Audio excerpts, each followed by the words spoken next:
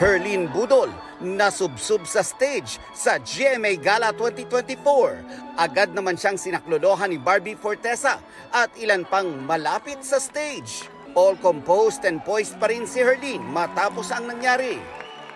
Nagkasugat ako, Miss Aubrey. Pero okay lang, dami ko sugat dating naranasan. Basic lang yung dapa. Yung kumbaga, parang nilamon lang ako ng kahiyaan ko.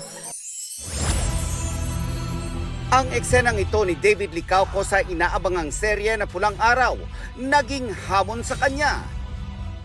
Sinabi sa akin na sumigaw daw ako. Yun kasi yung pinaka-nahihirapan ako talaga na gawin sa acting dahil hindi talaga ako sumisigaw. Kasi nahihiya ako eh. Nagpakamatay si Paco. Bea Alonso, bumilib sa pagganap ni Benjamin Alves bilang Basil. Tinulak mo siya. So, ang galing niya magtahi ng emotions niya. Gusto ko na nagsaspark siya ng conversation on social media. The BEST is yet to come, as in comeback ng K-pop girl group na 2NE1.